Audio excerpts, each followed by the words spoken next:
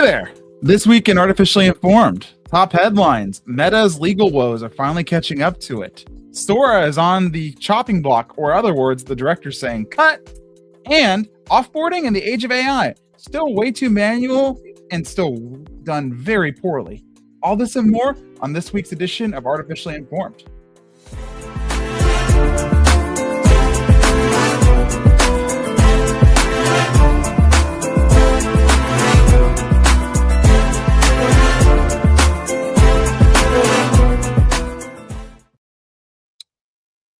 Hey there, I'm your host, Logan Edmonds with TTS Cyber, and I'm joined by my co-host, Patrick. Go ahead, introduce yourself, friend. I'm Patrick Herter with Your Network Security. So, every week we say this, every week it's true. It has been a wild ride in the world of tech and AI. Doesn't really matter what else is going on. It's one of those few things we can count on, huh? Yeah, definitely it's a fire hose of news. Well, let's jump into our headline topic straight off the bat. So, finance storm hit, law on our finance and business section. Lawsuit storm hits. Essentially, Meta got sued along with Google, and to be clear, and they lost pretty badly. And what's kind of interesting is the lawyers took a different track. Normally, Section 230 is a pretty famous thing in the United States. It protects media content on the internet for the media that's being posted by other users, right? If you post something that's defamatory to someone else, well, you might have personal liability to that person if they decide to sue you. But thanks to Section 230, Meta, if you post on their platform on Facebook, typically wouldn't, because they're just moderating. They're not controlling the content, not producing it. Well, this lawsuit, as I saw it, they took a different track, and it was pretty interesting. They decided to go after the design of the platform, not the content, the design. What's your take on the story? Yeah, well, I think law storm is kind of what was probably actually good slip of the tongue there, because this is going to fundamentally change how social media platforms, digital marketing, and even AI work. I mean, you have to think about what you're building and how it's going to affect society before you even launch. I mean, Meta, their stock dropped 7%, and rightly so, on Thursday when this was announced on the headlines. They were basically two verdicts held them liable to harming young users. So the idea and this is sort of an open secret, but for years, the accusation has been that Meta and these social media companies are purposely designing addictive products that can very much harm the mental well-being, especially of young people, right? Especially of teenagers and preteens and young adults. And so for the first time ever, we've got a court case that, jury ruled, they caused damages. And it was I believe, and quote, correct me if I'm wrong, it was a 20-year-old woman basically who said, my life was ruined as a teenager by these platforms. And she was one of the main core people behind the case. Pretty compelling. Yeah. This is big. Go ahead. Yeah, it is. And I'm a capitalist owning a business. I would see this though as it's obvious. I mean, science really proves what doom scrolling does to the mind, the addictive nature of clickbait, constant engagement loops.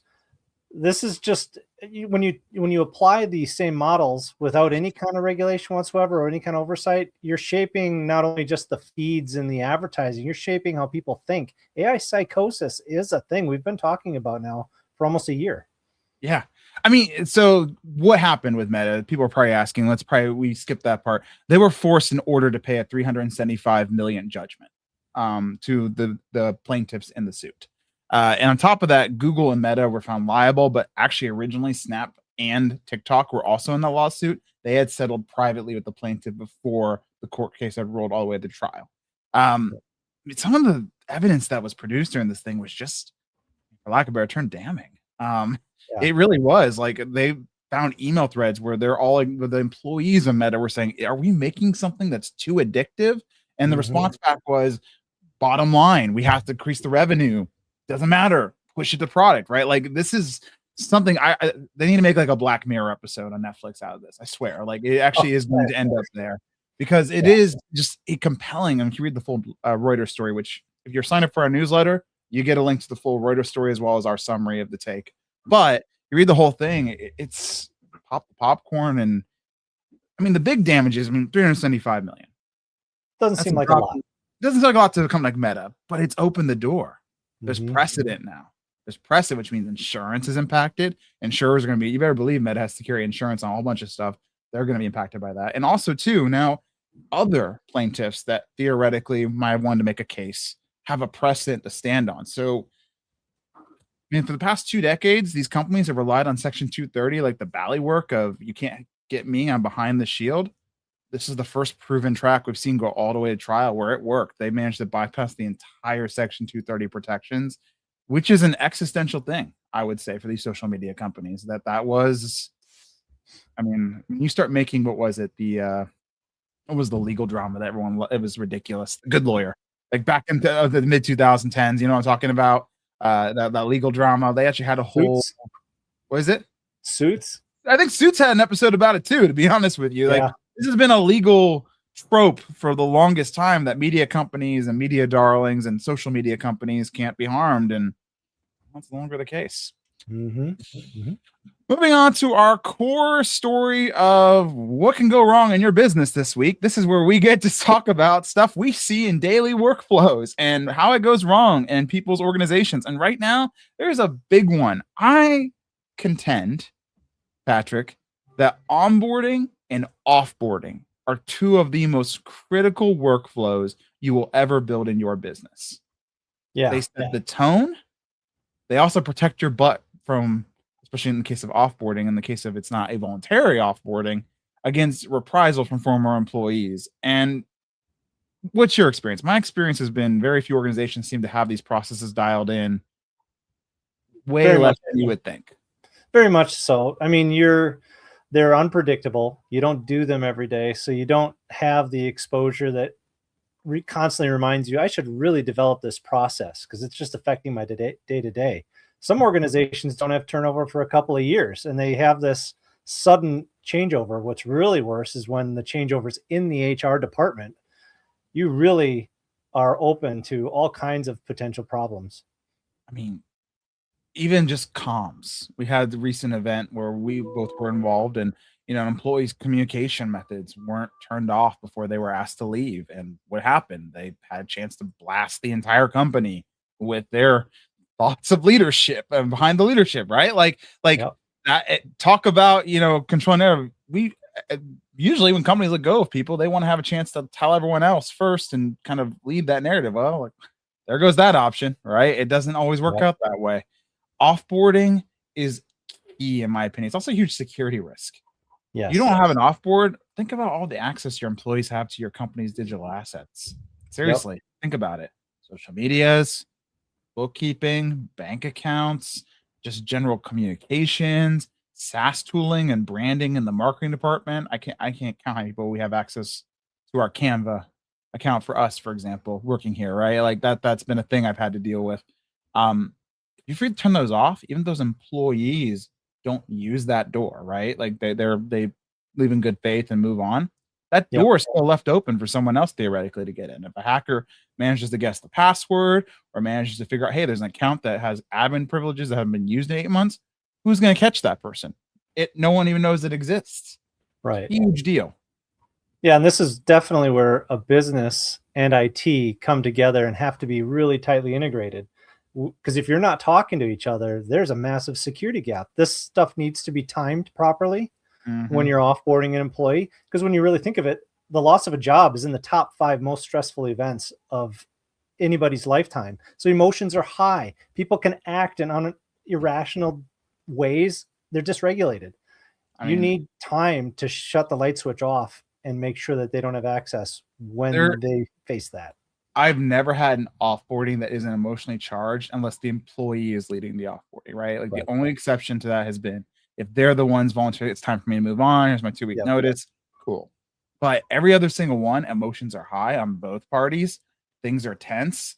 And more importantly, that's a long-term hole. If you don't handle it properly and nobody has a quality check to go back on that, again, over time, it's a debt that picks up, in my opinion, and it will come back to bite you. Yes. So yeah, if you need help getting your offboarding processes dialed in, check us out by hitting the link in the description below or messaging us on the social media platform that you're currently watching this through. We can help you. It's onboarding and offboarding is our jam. Moving on. This was honestly more for the meta news, probably one of the biggest story of the week. OpenAI has made a huge reversal. So Sora, the title of this one is Sora got cut. Sora got cut. You remember how much fanfare there was when OpenAI released Sora? What was that, like a year and a half ago, if that? Yeah. I even joined in on the bandwagon there. Yeah, it was fun. I made video. Our intro for this webinar was made with Sora, right? Like it was useful. So what was your take reading this story? Why is OpenAI cutting Sora, and what's sort of the driver behind this? Because it was a lot of work to get that platform stood up, and it is a signature product.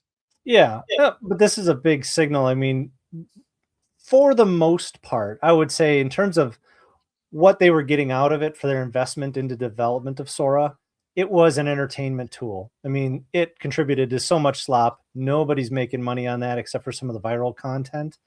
And now you have competitors. You see competitors of OpenAI, Claude, Gemini. They're starting to focus and narrow down on the coding and the actual help for businesses. And this is taking a back seat. So they're having to make real actual decisions on what's beneficial for everybody and their own bottom line. I was reading articles about this, and it's not like this was just there's no harm, no foul. I mean, they had active business deals going down with this. Disney and them had a huge partnership lined up based on Sora. Like that had been negotiated all the time. This caught everybody kind of flat-footed. I mean, so people who are savvy about the AI market saw this coming for a few weeks, I think. A lot of commentary I saw saying, hey, Sora is losing its lunch, or not Sora, OpenAI is losing its lunch money to Claude, right? Anthropic was just killing it on the corporate mindshare of, if you go right now to any kind of vibe coding forum, all everyone's talking about is Claude or some kind of Claude adjacent, workflows using vibe coding. ChatGPT is not really in the conversation. And my opinion was this is a calculated move, and it kind of remains to be seen if this is a good one. OpenAI has both risk and reward here. I mean, the risk is for better or worse because they were the first out. I mean, you remember when ChatGPT launched and how revolutionary it was. I mean, I was sitting on the couch at my in-laws around Christmas having it write poems, right? Like it was insane. Yep. No one of these AI apps has a better mind share to the general public than ChatGPT. And Sora, same thing, right? When it comes to video editing. But OpenAI is saying that doesn't pay the bills, essentially. Yeah. They're saying that the money is in for them. And if you look at their financials and sort of the scuttlebutt on that, they need to make some big money soon. They're saying that exists on the enterprise. So I agree. I think it's a good idea for them. The consolidation of this market is important because it costs a lot of energy to run that video stuff. It cost them a significant amount of money per video clip, and it always felt, and that was the pro argument for this, it always felt like a side quest, right? Like it felt like Sam Altman and his leadership team got distracted, said, here's the shiny, and moved away from their core business model, which as an entrepreneur, I can definitely resonate that, right? Like that does happen in this, especially in the startup ecosystem. Hey, yeah, cool schnick. It really is cool, but is it their focus? Right. All right. Governments. Now, this one, again, like I said, I wasn't kidding. We had a lot of big headlines this week in the world, and government's no exception. So the White House just really weighed in on regulation. They do not want states. I mean, TLDR, read this article, but TLDR, they do not want states getting involved in regulating AI. They want AI governance and AI regulation to exclusively come from the federal level. What's your take on that? Yeah. I'm a bit conflicted on this one. We're competing against China. And China is unified on the direction they want to go. They're going to push in a certain direction. If we have 50 different states coming up with their own idea of what's important for their own legislation and restrictions, that's going to slow us down in that race. And that's a real problem in this AI race war. So I kind of tend to lean towards the government, the federal side of this, at least organizing it all. But I very sympathize. It's hard. Yeah. Devil's advocate here. I mean, I don't think anybody's disagreeing that this needs to have some rules on it. And AI is just too much. It's the only thing I can think of in terms of how much it's going to change the world is the development of nuclear energy, right? Like nuclear bombs. Like no one argues that we didn't need to put rules of the road around nuclear power and nuclear warfare. Like this is a very similar proposition. Maybe not quite in terms of kinetic devastation, but we're already seeing it in the economics fields, right? Like this is causing massive disruption to real people, and specifically, and I would argue this is a big deal. Like the states are the ones paying the price for this. These data center build outs, I mean, it's becoming even the normies outside the AI enthusiasts are complaining about. I mean, if you look at these data centers, this is a great example, right? I live in Columbus, Ohio. We've got, I think, 4 or 5 data centers within me tossing a rock where I live at. And these data centers, when they first get stood up, especially in the first couple of years, they're noisy. They tend to be gas powered. A lot of people don't realize that, but you can't just plug a data center into the power grid and pull from it. Like the power company needs a few years to catch up on the infrastructure and be able to actually have the right amount of power. So they're throwing on these gas generators. So toxic fumes, they raise the rate of living. I mean, that's been well documented. The power consumption, when you put a data center in the area, everyone's bill goes up because it turns out how power companies gauge and measure power is not selective enough to just say, hey, we're only going to do data center. It's not how it works, right? Like supply and demand. The states have skin in this game. Yes. And so I hear you, but I'm also like, are we going to be able to reach a federal level agreement on regulation that is meaningful in a time frame that'll matter before people real quality of life issues start happening? Yeah, no, the federal government doesn't move fast enough for that. There's no great answer. Uncertainty is the risk. Even though I might land on one side of the fence or the other, it's not easy. And I sit here in the luxurious side of I'm not the one making the ultimate decision. So yeah, I can criticize all I want, but it's not easy for those who actually have to make that decision. We're armchair, or what do you call it? Armchair quarterbacking this. Yeah. It is a very sticky situation. I can understand, especially with the current administration, the pro-business aspect of it, but even they are realizing, and I think it's pretty telling when the pro-business administration is starting to talk about these data centers and putting restrictions around them, right? Like they see this is going to impact everybody. I don't care, red, blue, purple, whatever, you're going to be impacted by the infrastructure costs of this data center. Because if you watched earlier, we put out a nice little piece on LinkedIn and we talked about this. Like there's been nothing equivalent to this in our lifetime. The closest I can put down was probably maybe the telecom build out in the early 90s and 80s, but honestly, the railroad expansion, like that's similar kind of deal, right? It's going to transform the modern infrastructure of the entire country. And there's no way to know how it's going to shake out till it's done. Yep. Moving on, real life. This one's actually was probably the most interesting story in terms of making me think, because essentially what the story talks about is, recruits. People who are trying to get recruited by professional, football or athletics teams are using AI to augment their Reels clips. Hey, when you're trying to get recruited, you're sending a highlights clip to, a recruiter or to a team, scouting member of the team. And they're trying to make it look a little more polished using AI. And even though there's a lot of risk there, and the article does talk about that, you get caught, you're basically out. We're seeing we're starting to see a huge spike of it. And I don't know. I honestly thought this wasn't surprising the moment I thought about it, but what was your reaction? I guess on one side it was surprising. Last week we talked about the fake AI fake videos about the aircraft carrier being on fire, but this is just down at the local level, and oftentimes you forget that size doesn't matter in sports, in business. Fake resumes, fake demos, fake portfolios can hit anybody. It's the scale too. Like I don't have a ready answer to this problem. I'm ready answer to the deep fake problem. This is just another example of that, right? When it's so easy and everybody's getting into it, how do you measure, evaluate, and detect this at scale? And the answer is, I suspect you're going to get some people that get away with this 100%. They're going to submit a reel. No one's going to catch it. That was AI edited, and they're going to get recruited to a college or even professional team. And by the time they're in and it's discovered, too late, right? Like they're already in the game. Like the article talks about how basketball is not seeing a lot of it yet, but officials are basically expecting it as a given. It's going to spread. It's going to be a problem. We'll see how we're handling it. Yeah. This actually made headline news this morning on Morning Brew, which is funny. We called this before it actually happened, but the great router ban has begun. So for our security section, the FCC is cracking down and outlawing all routers not made in America. Not really, but that's the impression the article wants to give. So, long story short, future routers being made, not existing ones, from existing manufacturers overseas. So I think some of the ones they listed were like TP-Link and Acer, not Acer, sorry, Asus, and a couple other. Obviously, anything from Hynix, whatever they're called, I forget their actual name.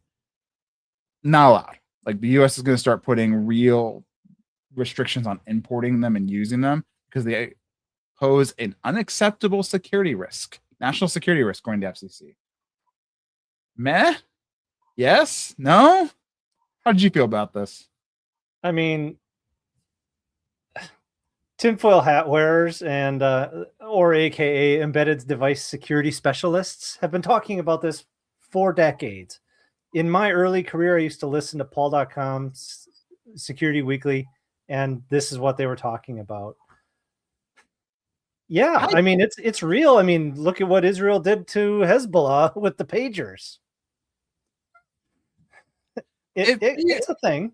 It feels like we're about 15 years too little, too late on this. Yeah. On one hand, I'm glad because there is some truth there. I'm looking at UTP-Link, like, and yeah, seriously, like the amount of stuff that people have ad hoc'd in our nation in terms of, I'll throw a quick cheap TP-Link router on the network. And now, fun fact, your traffic, if your network traffic is almost certainly exported at one point or another and sent over to a Chinese server. Like that does happen. That is not even like conspiracy. That does happen. But on the other hand, it's like, wow, I don't know. I have conflicted feelings. I'm kind of like just doing a tired sigh because I'm like, yeah, great. We finally did it. But also like, why didn't we do this 10 years ago? Like the damage is already, we already had Volt Typhoon. We already had, what was the other one that they referenced in the article? They already had the Volt and the Flax and all these supply chain breaches. Like we have been basically stabbed over and over on this. And as we're bleeding out in the ground, we're finally like, maybe we took the knife away. Maybe we took the knife away from the guy stabbing us. Like, I don't know. Yeah. It's hard not to be a wet blanket on this one. It is, but at the same time, I'm like, I guess better late than never is what the little positive voice in the back of my mind says. So this is extremely late, but better late than never. I guess if there's one takeaway for small business, it would be this is where going cheap on hardware can have a real impact. Not that expensive hardware is immune to it, but you know.